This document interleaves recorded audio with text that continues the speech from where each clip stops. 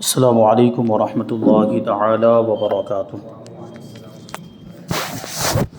نحمده ونصلي ونسلم على رسوله الكريم اما بعد فاعوذ باللہ من الشیطان الرجیم بسم اللہ الرحمن الرحیم ان اللہ وملائکتہ یصلون علی النبی یا ایہا الذین آمنوا صلوا علیہ وسلموا تسلیما اللہم صلی علی سیدنا ومولانا محمد معدن الجود والکرم وآلہ الکرام وابنہ الکریم وبارک وسلم صلاۃ وسلام علیک یا رسول اللہ صلی اللہ تعالی علیہ وسلم۔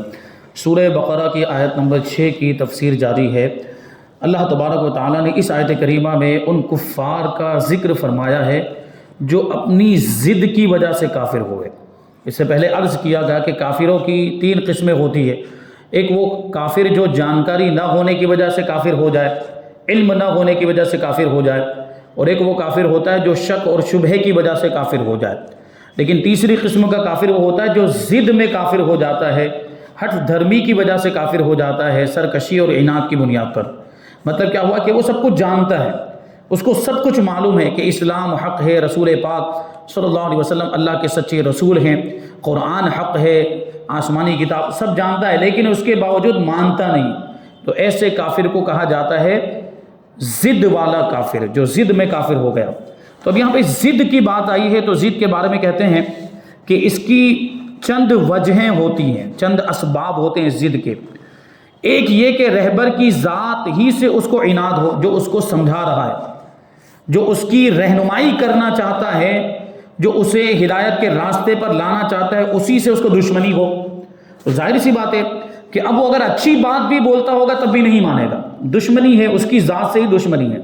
جیسے اگر کوئی عالم صاحب بیان کرتے ہیں، تقریر کرتے ہیں، لیکن کسی کو ان سے کوئی ذاتی مسئلہ ہے، کوئی ذاتی پرابلم ہے، کوئی ذاتی رنجش ہے، تو ظاہر سی بات اس دشمنی کی وجہ سے، ذاتی معاملے کی وجہ سے عالم صاحب اگر اچھی بات بھی بول رہے ہوں گے، قرآن و حدیث کی بات بھی بتائیں گے، تب بھی وہ اس پر عمل نہیں کرے گا۔ تو یہ بات ہوتی ہے کہ رہبر کی ذات ہی سے عناد ہو تو وہ اس کی ہر بات ہی کا پھر انکار کر دیتا ہے۔ دیکھو ابلیس حضرت آدم علیہ السلام کی حسد اور عناد کی وجہ سے کافر ہو گیا، یعنی اس کو حضرت آدم علیہ السلام ہی سے، آپ کی ذات بابرکات ہی سے دشمنی ہو گئی، جبکہ حکم تو پروردگار کا تھا، لیکن حضرت آدم علیہ السلام کے حسد میں ایسا جل بھن گیا کہ اس نے اللہ کے حکم کی بھی پرواہ نہیں کی اور حضرت آدم علیہ السلام کو سجدہ کرنے سے انکار کر دیا۔ اللہ تبارک و تعالیٰ نے جو سجدے کا حکم دیا تھا اس کو سن کر، بلکہ فرشتوں کو سجدہ کرتے ہوئے دیکھ کر بھی ایمان نہیں لائے ابلیس۔ فرشتے سجدہ کر رہے ہیں، معصوم مخلوق ہے، نورانی مخلوق، فرشتے سجدہ کر رہے ہیں، اس کے باوجود بھی ابلیس کو کوئی سبق حاصل نہیں ہوا، اس نے اللہ کے حکم کو نہیں مانا، سجدہ نہیں کیا، ایمان نہیں لایا، انکار کر دیا۔ کیونکہ کلام کا اثر متکلم کی عظمت سے ہوتا ہے، یعنی دل میں جو متکلم مطلب کلام کرنے والا، دل میں متکلم کی عظمت ہو، بولنے والے کی ایک عظمت، یعنی بولنے والے کے تعلق سے ہمارے دل میں عزت ہے، ہم اس کو مانتے ہیں، تو ظاہر سی بات پھر اس کے کلام کا اثر ہمارے دل میں ہوگا۔ عشق مصطفیٰ دل میں کفر آنے نہیں دیتا۔ اگر دل میں رسول پاک صلی اللہ علیہ وسلم کی محبت ہے، وہاں کفر نہیں آ سکتا۔ جو عاشق رسول ہے وہ کفر اختیار کر ہی نہیں سکتا۔ عداوت مصطفیٰ یعنی رسول پاک صلی اللہ علیہ وسلم کی دشمنی دل میں ایمان نہیں آنے دیتی۔ یہ دونوں ایک دوسرے کے اپوزٹ ہیں۔ حضور سے دشمنی اور پھر مومن ہونے کا دعویٰ کرے، مومن ہو ہی نہیں سکتا ہے۔ حضور سے جو دشمنی رکھے، عداوت رکھے، وہ کافر ہے۔ اور دوسرے اپنے کافر، یہ دوسری وجہ بتا رہے ہیں، ضد کی دوسری وجہ کہ اپنے کافر باپ داداؤں کی بیجا حمایت، بیجا ان کی پیروی کرنا باپ دادا کی، کہ ان کی ہر بات مانیں گے خواہ وہ غلط ہی کیوں نہ ہو، یہ بات ہوتی ہے۔ اور یہ بہت سارے کفار کے معاملات ایسے تھے کہ ان کے باپ دادا مشرک تھے تو یہ بھی مشرک، باپ دادا کافر تھے تو یہ بھی کافر، باپ دادا بتوں کی پوجا کرتے تھے تو یہ بھی کرتے۔ یہ اکثر انبیاء اکرام کی زندگیوں کا آپ جائزہ لیں کہ جب انہوں نے اپنی قوم کو تبلیغ کی، ان کو سمجھانے کی کوشش کی، تو ان کی قوم نے یہی جواب دیا کہ ہم نے اپنے باپ دادا کو اسی پر پایا، اسی دین پر پایا، اسی مذہب پر پایا، اس وجہ سے ہم اسی کی پیروی کریں گے، آپ نیا دین لے کر آئے ہیں، آپ نیا مذہب لے کر آئیں گے، وغیرہ وغیرہ، اس طرح کی باتیں کرتے تھے کفار۔ تو یہ وجہ بھی ہوتی ہے نہ ماننے کی۔ ایک وجہ باپ دادا کی بیجا پیروی، باپ دادا بس یہ کہ باپ دادا کی پیروی کریں گے، ان کی حمایت کریں گے، ان کی بات مانیں گے، تو اسی میں آدمی کافر ہو جاتا ہے۔ اور تیسری وجہ کہ خود اس فرمان سے ضد جو رہبر فرما رہا ہے، جو رہبر کہہ رہا ہے اس کی بات ہی سے ضد ہو جائے، اس کی بات ہی کے خلاف ہو جائے، تو یہ تینوں قسم کے ضدی لوگ ایمان سے بالکل محروم ہوتے ہیں۔ اور بعض علماء فرماتے ہیں کہ اس عالم کے علاوہ ایک اور عالم بھی ہے۔ یہاں پر چونکہ بات آئی ہے نا کہ بے شک وہ لوگ جن کی قسمت میں کفر لکھا ہوا ہے، ان کو آپ ڈر سنائیں یا ڈر نہ سنائیں، ان کو تبلیغ کریں یا تبلیغ نہ کریں، ان کو سمجھائیں یا نہ سمجھائیں، ان کے لیے سب برابر ہے، وہ ایمان لانے والے نہیں ہیں۔ تو یہ بات جو فرمائی گئی نا آیت کریمہ میں کہ وہ ایمان لانے والے نہیں ہیں، تو پروردگار نے یہ کیوں فرمایا؟ اس کے تعلق سے کہتے ہیں کہ اس عالم کے علاوہ ایک دوسرا عالم بھی ہے، یعنی اس دنیا کے علاوہ ایک دوسری دنیا بھی ہے، جسے عالم امثال یا عالم غیب کہا جاتا ہے۔ عالم امثال اور عالم غیب مطلب ہم سے پوشیدہ ہے، وہ دنیا، وہ جہان، وہ عالم ہمیں نظر نہیں آتا۔ اور عالم امثال مطلب جس طرح کے یہاں پہ معاملات ہو رہے ہیں بالکل سیم ٹو سیم اسی طرح کے معاملات اس عالم میں بھی ہوئے، جو کچھ ہم یہاں پہ کر رہے ہیں یہ سب کچھ پہلے ہو چکا ہے، اس عالم میں، عالم امثال میں ہو چکا ہے۔ اور یہ آپ کو میں عالم امثال کے تعلق سے ایک سائنٹیفک بات اگر بتاؤں، کبھی کبھی ہم کو ویژن ہوتا ہے، کبھی کبھی آپ خود غور و فکر، ہر انسان کے ساتھ یہ معاملہ ہوتا ہے، کبھی کبھی آپ کسی واقعے کے تعلق سے آپ کے ذہن میں خود بخود یہ تصور آئے گا، ایسا محسوس ہوگا کہ یہ پہلے ہو چکا ہے۔ کبھی کبھی خود آپ کو کوئی حادثہ ہوتا ہے، کوئی واقعہ ہوتا ہے، آپ کو خود یہ ویژن آتا ہے آپ کے دماغ میں کہ یہ واقعہ ہو چکا ہے، اس کے بعد یہ ہوگا، اس کے بعد یہ ہوگا، یہ خود بخود آپ کا ذہن آپ کو بتاتا ہے۔ تو یہ وہ عالم امثال کی باتیں ہیں، جہاں پر یہاں کو جو کچھ ہونے والا ہے وہ سب کچھ اس میں عالم امثال میں بھی ہوا ہے۔ تو عالم غیب اور عالم امثال کہتے ہیں جو دوسرا عالم ہے، کہہ رہے کہ جو کچھ یہاں ہو رہا ہے یا ہونے والا ہے وہ سب کچھ پہلے ہو چکا ہے عالم امثال میں۔ تو وہی کبھی کبھی ویژن جو ہے انسان کے ذہن میں آتا ہے، یعنی سائنس کے پاس اس کا کوئی جواب نہیں ہے، سائنس کے پاس اس کی کوئی وجہ نہیں، وہ اس کی وضاحت نہیں کر پاتے سائنس، لیکن ہمارے پاس ہے اس کی وضاحت عالم امثال کی۔ گویا کہ عالم ظہور یا عالم شہادت اس عالم غیب کا سایہ ہے۔ یہ جو ہم جس دنیا میں رہ رہے ہیں نا، یہ عالم ظہور ہے، یہ عالم شہادت ہے، یعنی یہ ظاہر ہے بالکل، یہ پوشیدہ نہیں ہے جس دنیا میں ابھی ہم رہ رہے ہیں، جس طرح ہم زندگی گزار رہے ہیں۔ تو یہ جو عالم ہے یہ اس عالم کا سایہ ہے، جو کچھ پہلے ہو چکا تھا اب وہ ریپیٹ ہو رہا ہے یہاں پر، جو عالم امثال میں ہو چکا تھا، جو عالم غیب میں ہو چکا تھا، اب وہ عالم شہادت میں ہو رہا ہے، اب وہ عالم ظہور میں ہو رہا ہے۔ تو ان سے مراد وہ لوگ ہیں جو عالم امثال میں کافر ہو چکے ہیں، یعنی یہ یہاں جن کافروں کی بات کی جا رہی ہے اس سے مراد وہ کافر ہیں جو عالم امثال ہی میں کافر ہو چکے ہیں، اور ان کے بارے میں اللہ تبارک و تعالیٰ کے علم ازلی میں تو ساری باتیں ہیں، اللہ تعالیٰ تو سب جانتا ہے۔ تو اللہ تبارک و تعالیٰ نے اس کے مطابق ارشاد فرمایا کہ یہ لوگ کافر ہیں، عالم امثال میں بھی کافر ہو چکے ہیں اور یہاں پر بھی کافر ہی رہیں گے، کافر ہی مریں گے، اس لیے ارشاد فرمایا گیا کہ یہ ایمان لانے والے نہیں ہیں۔ اب کہتے ہیں یعنی ازلی کافر، ہمیشہ کے کافر، پہلے ہی سے جو کافر جن کی قسمت میں کفر تھا۔ اسی کی طرف وہ حدیث شریف اشارہ کرتی ہے جس میں یہ فرمایا گیا کہ تمام روحیں چیونٹیوں کے مثل، یعنی کیڑیاں کتنی باریک ہوتی ہے، تمام روحیں چیونٹیوں کی طرح حضرت آدم علیہ السلام کی پشت سے نکالی گئیں۔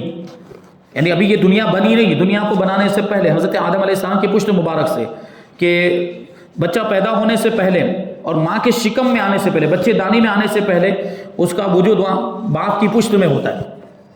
تو حضرت آدم علیہ السلام چونکہ سارے انسانوں کے باپ ہیں، ابو البشر ہیں، پہلے انسان ہیں، تو سارے انسانوں کے والد ہوئے، تو ان کی پشت سے سارے انسانوں کی روحیں نکالی گئی۔ اور وہ کیسی تھی وہ روحیں جو نکالی گئی، ان کی کیفیت کیا تھی؟ وہ چیونٹیوں کی طرح اتنی چھوٹی چھوٹی مقدار میں۔ پھر کیا ہوا؟ جن میں سے بعض سفید اور بعض کالی تھی، یعنی چیونٹیاں نیز۔ تو اس سے کیا پتا چلا؟ یعنی جو روحیں سفید تھی وہ ایمان والے لوگ، اور جو روحیں کالی تھی وہ کافر ہیں۔ یعنی پہلے ہی سے یہ طے ہو چکا، یہ نہیں کہہ سکتے ہیں، پہلے ہی سے پروردگار نے لکھ دیا تھا۔ جو دنیا میں آنے کے بعد کفر اختیار کرنے والے تھے، جو کافر مرنے والے تھے اور جو انکار کرنے والے تھے، ان کو اللہ تبارک و تعالیٰ نے پہلے ہی سے لکھ دیا تھا کہ یہ کافر ہو جائیں گے اور کفر ہی پر مریں گے۔ تو یہ اللہ تبارک و تعالیٰ کے علم کے مطابق، اور جو مومن تھے، جو ایمان والے، جن کا خاتمہ بھی ایمان پر ہونے والا تھا، اللہ تعالیٰ نے وہ بھی لکھ دیا اس کا یہ مطلب ہرگز نہیں ہوتا کہ اللہ تبارک و تعالیٰ کے لکھ دینے کی وجہ سے آدمی مجبور ہو گیا. یعنی کوئی یہ نہیں کہہ سکتا کہ اللہ نے ہماری تقدیر میں لکھ دیا تھا کہ ہم کافر مریں گے، کافر ہو جائیں گے، اس وجہ سے اب ہم کو کافر تو ہونا ہی تھا. ایسا نہیں. آدمی کے قصد اور ارادے کا بھی اس میں دخل ہوتا ہے، اختیار کا بھی دخل ہوتا ہے. اللہ تبارک و تعالیٰ نے تقدیر میں وہ باتیں لکھی ہیں جو ہونے والی تھی. جو بندہ کرنے والا تھا، جو انسان کرنے والا تھا، وہ لکھا. اس کا یہ مطلب ہرگز نہیں ہوتا کہ اللہ نے لکھ دیا ہے اب بندے کو کرنا ہی پڑے گا. یہ ہرگز اس کا مطلب نہیں ہوتا. بندہ جو کچھ بھی کرتا ہے اپنے قصد اور ارادے، اپنے اختیار سے کرتا ہے. اسی قصد اور اسی ارادے کی وجہ سے وہ بعض اوقات گنہگار ہوتا ہے، بعض اوقات ثواب بھی پاتا ہے، کافر بھی ہو جاتا ہے اور ایمان والا رہتا ہے. یہ الگ الگ چیزیں ہوتی. قصد و ارادے کی وجہ سے اللہ تبارک و تعالیٰ نے جو اس کو اختیار دیا، ورنہ تو پھر ثواب بھی نہیں ملنا چاہیے، گناہ بھی نہیں ملنا چاہیے. کیونکہ جو کچھ بھی ہو رہا ہے، اگر ایسا ہوتا کہ بندہ بالکل مجبور ہوتا تو ایسی صورت میں تو پھر بندے کو نہ ثواب ملنا چاہیے، نہ گناہ ملنا چاہیے، نہ عذاب ہونا چاہیے، نہ اس کو یہ رحمت ملنی چاہیے ہر اعتبار سے. کیونکہ بندہ جب مجبور ہے، جو کچھ کر رہا ہے وہ اللہ کے حکم سے ہو رہا ہے، تو جو کچھ ہو رہا ہے یقیناً اللہ کے حکم سے ہو رہا ہے. لیکن بندہ جو کرتا ہے، اس کے جو اعمال ہیں، اس میں ایک گناہ اختیار بندے کو ہوتا ہے. اسی اختیار کی وجہ سے، اپنے ارادے سے جب وہ کام کرتا ہے، تو اسی وجہ سے نیکیوں پر ثواب ملتا ہے اور گناہوں پر عذاب کا مستحق ہو جاتا ہے، عذاب کا حقدار ہوتا ہے، اسی قصد اور اسی ارادے کی وجہ سے. تو یہ مطلب ہوا. کچھ چیزیں تو ایسی ہیں یہاں پہ سمجھنے کی ضرورت ہے. تقدیر کے بڑے معاملات ہیں. تقدیر میں ویسے تو زیادہ بحث نہیں کرنی چاہیے، لیکن تقدیر پر ایمان لانا بھی ضروری ہے. تقدیر پر ایمان لانے کا کیا مطلب ہوا کہ اجمالی طور پر یہ کہے کہ جو کچھ بھی اچھی بری تقدیر ہے میں اس پر ایمان لاتا ہوں، وہ اللہ کی طرف سے ہے. یہ ایمان لانا ضروری ہے. جیسے کہ ہم وہ ایمان مفصل میں اس کے تعلق سے پڑھتے ہیں، آمنت باللہ وملائکتہ وکتبہ ورسلہ والیوم الآخر والقدر خیرہ وشرہ من اللہ تعالی. اس کا کیا مطلب ہوتا ہے کہ میں ایمان لایا اللہ پر، اس کے رسولوں پر، اس کی کتابوں پر، فرشتوں پر اور آخرت کے دن پر اور اچھی بری تقدیر پر جو اللہ کی جانب سے ہے. یعنی اس بات پر ایمان لائے کہ اچھی بری تقدیریں ساری یہ اللہ کی جانب سے. لیکن اللہ تبارک و تعالیٰ نے بندے کو اختیار دیا. یہ بات ذہن میں رہے کہ اللہ تبارک و تعالیٰ اعمال کا پیدا کرنے والا اللہ تبارک و تعالیٰ ہے. اعمال کا، ہمارے جو بھی کام ہیں، ان کاموں کو بھی اللہ تبارک و تعالیٰ نے ہی پیدا کیا ہے. لیکن یہ ہوتا کیا ہے، اس کا سبب ہے. اللہ تبارک و تعالیٰ نے ان کاموں کو سبب کے ساتھ جوڑ دیا. یہ دنیا عالم اسباب ہے، ہر چیز کا کوئی نہ کوئی سبب ہوتا ہے وجود میں آنے کا. جیسے بچے کے پیدا ہونے کے لیے ماں باپ سبب بنتے، جبکہ بچے کو پیدا کرنے والا کون ہے؟ اللہ تبارک و تعالیٰ ہے. بچے کو حقیقت میں پیدا کرنے والا پروردگار ہے، لیکن ماں باپ اس کا سبب بنتے ہیں، اس کا ذریعہ بنتے ہیں. اسی طرح اعمال کا پیدا کرنے والا بھی پروردگار ہے، لیکن بندہ اس کا سبب بنتا ہے، اس کا قصد و ارادہ اس کا سبب بنتا ہے. یعنی بندہ جب ارادہ کرتا ہے، جب پکا ارادہ کر لیتا ہے، عزم کر لیتا ہے، قصد کر لیتا ہے اور اپنے اعمال کو اس کے لیے حرکت دینے اپنے اعضاء کو وہ کام کرنے کے لیے حرکت دینے لگتا ہے، تب اللہ تبارک و تعالیٰ اس کام کو وجود میں لاتا ہے. اسی بنیاد پر، اسی قصد اور اسی ارادے کی وجہ سے وہ گنہگار ہوتا ہے بسا اوقات، اور بسا اوقات وہ نیکوکاروں میں شمار ہوتا ہے. یعنی اچھا کام کرے گا تو نیکوکاروں میں. لیکن کچھ کام ایسے ہیں جس میں بندے کا قصد و ارادہ اس کا کوئی دخل نہیں ہے. کچھ کام ایسے ہیں جس میں بندے کے قصد و ارادے کا کوئی دخل نہیں. جیسے کہ پیدا ہونا اور مرنا، ایک مثال ہے. یہ پیدا ہونا اور مرنا، اس میں بندے کا کوئی قصد نہیں، کوئی ارادہ نہیں. یہ اللہ تبارک و تعالیٰ کے اختیار میں پورے طور پر. یعنی اللہ ہی پیدا کرتا ہے اور اللہ ہی موت دیتا ہے. بندے کے اختیار سے نہیں کہ جب چاہے پیدا ہو جائے، جب چاہے مر جائے. اب آپ کہیں گے کہ آدمی خودکشی تو کر لیتا ہے تو اپنے ارادے سے مر جاتا ہے. نہیں، وہ خنجر استعمال کر رہا ہے جو سبب بن رہا ہے. حقیقت میں اس کی روح قبض کرنے کا حکم تو پروردگار ہی دیتا ہے. ورنہ آپ بسا اوقات دیکھتے ہوں گے کہ خنجر مارا پھر بھی نہیں مرا، گولی لگ گئی پھر بھی نہیں مرا. تو کیا پتا چلا کہ یہاں پر پورا اختیار پروردگار کا ہے. تو کچھ کام ایسے ہیں جو جس میں بندے کا اختیار نہیں ہوتا، ورنہ عام اعمال میں بندے کا اختیار ہوتا ہے، اس کا ارادہ، اس کے ارادے کی وجہ سے ہی وہ نیکی اور برائی کا معاملہ ہوتا ہے. تو یہ دیکھیں، حضرت آدم علیہ السلام کی پشت مبارک سے روحوں کو نکالا گیا. اس میں سے کچھ روحیں وہ چیونٹیوں کی شکل میں تھی، کچھ چیونٹیاں کالی تھیں اور کچھ چیونٹیاں سفید. جو سفید تھی وہ ایمان والے اور جو کالے تھے وہ کافر. یعنی جو آگے کفر کرنے والے تھے ان کو اس شکل میں وہاں پر ظاہر کیا گیا. نیز حدیث معراج میں آتا ہے، یعنی معراج شریف کی جو حدیث، اللہ کے رسول صلی اللہ علیہ وسلم جو آسمانوں کی سیر کے لیے تشریف لے گئے، لامکاں میں تشریف لے گئے، جنت کو بھی دیکھا، دوزخ کو بھی دیکھا، سارے مناظر عالم ملکوت کو حضور پاک صلی اللہ علیہ وسلم نے ملاحظہ فرمایا. تو اس وقت کیا ہوا، حضور پاک صلی اللہ علیہ وسلم نے حضرت آدم علیہ السلام کو اس حالت میں دیکھا کہ ان کے دائیں بائیں روحیں موجود تھیں. سیدھے ہاتھ کی طرف بھی کچھ روحیں ہیں اور الٹے ہاتھ کی طرف بھی کچھ روحیں موجود ہیں. لیکن حضرت آدم علیہ السلام کی کیفیت کیا ہے؟ کہتے ہیں کہ داہنی طرف دیکھ کر خوش ہوتے ہیں اور بائیں طرف دیکھ کر غمگین ہو جاتے ہیں حضرت آدم علیہ السلام. کیونکہ میں نے ابھی پہلے عرض کیا کہ سارے انسان حضرت آدم علیہ السلام کی اولاد ہے، اور اولاد کے تعلق سے باپ کو فکر تو ہوتی ہے نا، اور اولاد اگر کوئی اچھا کام کرے تو باپ کو خوشی بھی ہوتی ہے. تو مطلب کیا تھا کہ حضور پاک صلی اللہ علیہ وسلم نے حضرت جبرائیل سے پوچھا کہ کیا معاملہ ہے، تو حضرت جبریل امین علیہ السلام نے عرض کیا کہ یہ ان کی اولاد کی روحیں ہیں. حضرت آدم علیہ السلام کے دائیں بائیں جو روحیں ہیں، یہ اس کے بارے میں حضرت جبرائیل نے کہا کہ یہ حضرت آدم علیہ السلام کی روحیں ہیں، داہنی جانب ایمان والوں کی روحیں ہیں اور بائیں جانب کفار کی روحیں. اسی وجہ سے جب حضرت آدم علیہ السلام دائیں جانب دیکھتے ہیں، یعنی ایمان والوں کی روحوں کو دیکھتے تو خوش ہو جاتے کہ میری اولاد میں یہ ایمان والے ہیں، میری اولاد میں مومن ہوں گے، تو ان کو دیکھ کر خوش ہوتے ہیں. اور جب بائیں طرف دیکھتے ہیں، الٹے ہاتھ کی طرف دیکھتے ہیں، کافروں کی روحیں ہیں، تو کفر بہت بری چیز ہے، سب سے بری چیز ہے، اور کافر جہنم میں جائے گا. اس لیے حضرت آدم علیہ السلام غمگین ہو جاتے ہیں. تو ظاہر سی بات ہے کہ باپ کی یہ کیفیت ہوتی ہے کہ بچہ اگر اچھا کام کرے تو باپ خوش ہوتا ہے، برا کام کرے تو ناراض ہوتا ہے، اس کو تکلیف ہوتی ہے. تو یہ دیکھیں، یہ اس وقت بھی حضور پاک صلی اللہ علیہ وسلم جب آسمانوں میں تشریف لے گئے تو اس وقت بھی یہ چیز اور یہ منظر حضور پاک صلی اللہ علیہ وسلم نے ملاحظہ فرمایا.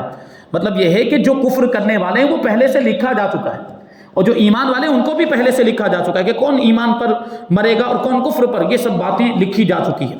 غرض یہ کہ دوسرے عالم میں بھی دو قسم کے لوگ تھے، بعض کافر اور بعض مومن. یہاں وہی کفار مراد ہیں، یعنی جو پہلے اس سے پہلے والے عالم میں جو کافر تھے ان کی بات یہاں پہ چل رہی ہے.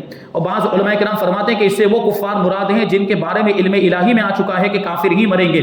تو اس کے بارے میں مختلف احادیث بھی وارد ہوئی ہیں، اور بہت سے وہ لوگ ہیں جو اس وقت مومن ہیں، اس وقت مومن اپنے آپ کو ایمان والا کہتے ہیں، کلمہ بھی پڑھتے ہیں، مگر اللہ تبارک و تعالیٰ کے علم میں وہ کافر ہیں.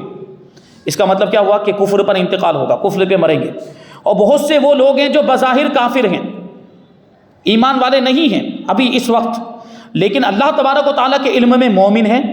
یعنی مطلب کیا ہوا کہ جب خاتمہ ہونے والا ہوگا تو خاتمہ ہونے سے پہلے پہلے ایمان لے آئیں گے. اگرچہ ابھی کافر ہیں، کافر کہے جاتے ہیں، کافروں کے ساتھ رہتے ہیں، کافروں کے ساتھ اٹھتے بیٹھتے ہیں، اپنے آپ کو مسلمان نہیں کہتے، کلمہ بھی نہیں پڑھتے، ضروریات دین کو نہیں مانتے، لیکن ممکن ہے بہت سے ایسے لوگوں کو ہم نے دیکھا کہ وہ پوری زندگی کفر میں گزاری، لیکن آخری عمر میں توفیق مل گئی، کلمہ پڑھ کے مسلمان ہو گئے، سارے گناہوں سے توبہ کر لی، کفریات سے توبہ کر لی، تو خاتمہ ایمان پر ہوا. ہم سمجھ رہے تھے کہ یہ تو کافر ہے، پتہ نہیں کیا ہوگا اس کا حال، لیکن خاتمہ ایمان پر ہوا، یہ اللہ تبارک و تعالیٰ کے علم میں تھا. تو یہ ہوتا ہے، ان کا اخیر اللہ تبارک و تعالیٰ کے علم کے مطابق ہی ہوگا، یعنی ان کا خاتمہ اللہ تبارک و تعالیٰ کے علم کے مطابق ہوگا. بہت سے ایمان والے ایسے ہوتے ہیں پوری زندگی ایمان کی حالت میں گزاری، لیکن آخری عمر میں کچھ کفر بک دیا، آخری عمر میں کفر والا کام کر دیا، کفری عقیدہ اختیار کر لیا. بہت سے ایسے لوگوں کو دیکھتے ہیں کہ پوری زندگی سنی رہے، آخر میں وہابی ہو گئے، دیوبندی ہو گئے، گمراہ فرقوں کے ساتھ ہو گئے. ایسا ہوتا ہے. تو یہ خاتمے کا علم پروردگار کو ہے، اس اعتبار سے یہ بات ہے. اور بہت سے وہ لوگ ہیں کہ جو بظاہر کافر ہیں اور اللہ تبارک و تعالیٰ کے علم میں مومن ہیں، ان کا خاتمہ اللہ تبارک و تعالیٰ کے علم کے مطابق ہوگا، وہی لوگ یہاں پر مراد ہیں. تو آیت کریمہ کا مقصود یہ ہوا کہ اے نبی صلی اللہ علیہ وسلم، قرآن اور آپ کا کام ہدایت دینا اور راہ بتانا ہے، تبلیغ کرنا ہے. تبلیغ کا مطلب یہ ہوتا ہے اللہ کے پیغام کو پہنچا دینا. اب سامنے والا مانتا ہے کہ نہیں مانتا، اس کو زبردستی منوانا یہ آپ کی ذمہ داری نہیں ہے. تو یہ بات ہے. حضور پاک صلی اللہ علیہ وسلم کے تعلق سے ارشاد فرمایا گیا کہ نبی صلی اللہ علیہ وسلم، قرآن اور آپ کا کام ہدایت دینا اور راہ بتانا ہے، نہ کہ کسی چیز کی حقیقت کو بدل دینا. یعنی جو کافر ہونے والے ہیں، جن کا کفر لکھ دیا گیا ہے، جو کافر مرنے والے ہیں، یعنی جو اس طرح جو ہے کفر اختیار کرنے والے تھے، ان کے بارے میں لکھ دیا کہ وہ حقیقت کو تبدیل نہیں کیا جا سکتا ہے. جس طرح کے ہادی اور رہنما کی تعلیم سے جانور انسان نہیں بن سکتا، اسی طرح ازلی بدبخت نیک بخت نہیں بن سکتا. جو وہاں نور سے محروم رہا ہے انہیں یہاں منور کون کرے؟ جو اس جہان میں، جو اس سے پہلے والا جہان تھا عالم امثال اور عالم غیب میں، جو نور سے محروم رہا، ایمان کے نور سے محروم رہا، اس کو یہاں کیسے منور کیا جا سکتا ہے؟ اس کو یہاں ایمان کا نور کیسے مل سکتا ہے؟ نہیں ملے گا. ٹھیک ہے. تو یہاں پر آگے جو فرمایا گیا کہ سواء علیہم، اس کو مختصر طور پر میں آپ کو بتا دوں کہ ان پر برابر ہے، ان کے لیے برابر ہے کہ آپ انہیں ڈر سنائیں یا ڈر نہ سنائیں. تو سوال یہی پیدا ہوتا ہے کہ جب ان کو تبلیغ کرنا اور نہ کرنا دونوں برابر ہے، تو پھر نبی پاک صلی اللہ علیہ وسلم نے تبلیغ کیوں فرمائی؟ تو یہ ان کے اعتبار سے، یہ کفار کے اعتبار سے کہ کفار کو اس کا کوئی فائدہ نہیں ملنے والا ہے تبلیغ کا، ان کی رہنمائی کرنے کا، راہ بتانے کا، ان کے لیے کوشش کرنے کا، تبلیغ کرنے کا، اصلاح کرنے کا، ان کو کوئی فائدہ نہیں ملے گا، یہ ان کے لیے مفید نہیں ہے تبلیغ، ان کے لیے برابر ہے۔ آپ ان کو ڈر سنائیں یا نہ ڈر سنائیں، وہ ایمان لانے والے نہیں ہیں، لیکن حضور پاک صلی اللہ علیہ وسلم کی طرف نسبت کرتے ہوئے دیکھیں تو یہ حضور پاک صلی اللہ علیہ وسلم کے لیے مفید ہے تبلیغ کرنا۔ اس کا مطلب کیا ہو کہ حضور کی ذمہ داری بس اتنی ہے کہ پیغام پہنچائیں، رہنمائی کریں، لوگوں کو ہدایت کے راستے پر لانے کی کوشش کریں، یہ حضور کی ذمہ داری ہے۔ اور اگرچہ وہ نہیں ماننے والے ہیں، لیکن حضور اگر تبلیغ کریں گے تو حضور کو اس کا ثواب تو ملے گا۔ حضور پاک صلی اللہ علیہ وسلم کے لیے یہ مفید ہے تبلیغ کرنا اور ان کی رہنمائی کی کوشش، ہدایت کے لیے کوشش کرنا، یہ حضور کے لیے مفید ہے۔ اسی وجہ سے حضور پاک صلی اللہ علیہ وسلم آخری عمر تک ان لوگوں کو تبلیغ فرماتے رہے، ایسے کفار کو بھی، ابو جہل کو بھی آخری عمر تک تبلیغ کرتے رہے، ابو لہب کو بھی، عتبہ شیبہ جیسے بدبخت کفار کو حضور پاک صلی اللہ علیہ وسلم آخری عمر تک تبلیغ فرماتے رہے، جبکہ ان کے بارے میں یہ فرما دیا گیا تھا کہ یہ ایمان لانے والے نہیں، پھر بھی حضور کیوں کوشش کرتے رہے؟ تاکہ حضور کو ثواب ملتا رہے، حضور پاک صلی اللہ علیہ وسلم کو ثواب ملتا رہے، اور یہ حضور پاک صلی اللہ علیہ وسلم کے لیے مفید، اور حضور پاک صلی اللہ علیہ وسلم کو یقیناً اس کا ثواب ملا۔ تو اس سے ہمیں خاص طور پر ان لوگوں کو جو مبلغین اسلام ہیں اور دین پاک کی خدمت کرتے ہیں، اور علماء کرام ہیں جن کا یہ کام ہوتا ہے لوگوں کی ہدایت و رہنمائی، امر بالمعروف نہی عن المنکر، تو ان کو کبھی بھی اس چیز سے مایوس نہیں ہونا چاہیے۔ جیسے کبھی تبلیغ کر رہے ہیں، کسی کو سمجھا رہے ہیں بھائی نماز پڑھو نماز پڑھو، لیکن وہ نماز پڑھتا ہی نہیں، بات سنتا ہی نہیں، تو اس سے مایوس نہیں ہونا چاہیے۔ مطلب کیا ہوا کہ وہ بات اگر نہیں مان رہے تو یہ اس کی کوتاہی ہے، لیکن آپ جو اس کو سمجھا رہے ہیں، آپ جو اصلاح کا فریضہ انجام دے رہے ہیں، آپ جو تبلیغ کا فریضہ انجام، اس کا ثواب آپ کو تو مل رہا ہے نا، سمجھانے والے کو، مبلغ کو تو اس کا ثواب مل رہا ہے، دین کی خدمت کرنے والے کو دین کی خدمت کرنے کا ثواب مل رہا ہے۔ اب اگرچہ سامنے والا مانے یا نہ مانے، سامنے والا سدھرے یا نہ سدھرے، ہم تو اپنا کام کرتے چلے جائیں اور اپنے نامہ اعمال میں ثواب کا ذخیرہ جمع کرتے چلے جائیں۔ تو مبلغین کو کبھی بھی دل برداشتہ نہیں ہونا چاہیے، دین کا کام کرنے والے کو، خادمان اسلام کو کبھی بھی دل برداشتہ نہیں ہونا چاہیے کہ یار ہم اتنا کام کر رہے ہیں، ہم اتنا سمجھانے کی کوشش کرتے ہیں لیکن سمجھتے نہیں تو چھوڑ دیتے ہیں، لائیے چھوڑ دیتے ہیں۔ تو نہیں، بلکہ ان کو کوشش کرتے رہنا چاہیے کبھی نہ کبھی۔ اور پھر یہ بھی تھوڑی ضروری ہے کہ سب کے سب سدھر جائیں، اگر 100 میں سے ایک بھی سدھر جاتا ہے تو بہت بڑی بات ہے، 100 میں سے ایک بھی اگر سدھر جاتا ہے۔ حضرت فاروق اعظم رضی اللہ تعالیٰ عنہ کا قول ہے کہ اگر میری وجہ سے کسی ایک آدمی کو بھی ہدایت مل جاتی ہے تو یہ میرے لیے سرخ اونٹوں سے بھی بہتر ہوگا۔ کیا مطلب؟ وہ سرخ اونٹ عرب میں وہ بہت ہی اونچی نسل کے اونٹ مانے جاتے، بہت قیمتی، بہت مہنگے ہوا کرتے، کسی کے پاس سرخ اونٹ ہو تو وہ مالدار مانا جاتا تھا اس زمانے میں۔ فاروق اعظم اس کے بارے میں ارشاد فرماتے کہ اگر میرے ذریعے سے کسی ایک کو بھی ہدایت مل جائے تو وہ میرے لیے سرخ اونٹوں سے بہتر ہوگا۔ تو جو دین کی خدمت کرنے والے ان کو یہ چیز پیش نظر رکھنی چاہیے کہ سامنے والا سدھرتا ہے یا نہیں سدھرتا، اس سے کوئی مطلب نہیں، آپ کو اپنا کام کرتے جانا ہے، ہو سکتا ہے سدھر بھی جائے، اور ایسا دیکھا بھی جاتا ہے بہت سے لوگ علماء کی باتیں سن کر سدھر جاتے ہیں، اللہ ان کو توفیق عطا فرمائے۔ جن کی قسمت میں ہدایت لکھی ہوتی ہے وہ آ جاتے ہیں، وہ سدھر جاتے ہیں اور ان کا حال تبدیل ہو جاتا ہے، لیکن جن کی قسمت میں ہدایت لکھی ہی نہیں ہے، آپ کچھ بھی کر لیں وہ سدھرنے والے نہیں، لیکن آپ اپنا فریضہ انجام دیتے رہیں۔ یعنی جو آپ کا فریضہ ہے، اصلاح کرنا، لوگوں کی اصلاح کرنا، تبلیغ کرنا، بھلائی کا حکم دینا، برائی سے روکنا، یہ کام کرتے جائیں، کبھی بھی دل برداشتہ نہ ہو۔ یہ اس آیت کریمہ سے ثابت ہوتا ہے۔ حضور پاک صلی اللہ علیہ وسلم جو آخری عمر تک ایسے کفار کو بھی تبلیغ کرتے رہے جن کی قسمت میں کفر لکھ دیا گیا تھا، جو کبھی ایمان لانے والے ہی نہیں تھے، سرکشی کی وجہ سے، اناد اور نبی پاک صلی اللہ علیہ وسلم کی عداوت اور دشمنی کی وجہ سے ایسے وہ کفر میں گڑ گئے تھے اور کفر ہی ان کا مقدر ہو گیا تھا۔ بہرحال یہاں پہ کچھ باتیں بیان ہوئی، انشاءاللہ تبارک و تعالیٰ اور کچھ باتیں ہیں اور تفسیر صوفیانہ اس آیت کریمہ کی ہم آئندہ درس میں شامل کریں گے۔ اللہ تبارک و تعالیٰ کی بارگاہ میں دعا ہے کہ جو کچھ بھی بیان ہوا اس پر ہم سب کو عمل کرنے کی توفیق عطا فرمائے اور نور قرآن سے ہم سب کے دلوں کو روشن اور منور فرمائے۔ وما علینا الا البلاغ۔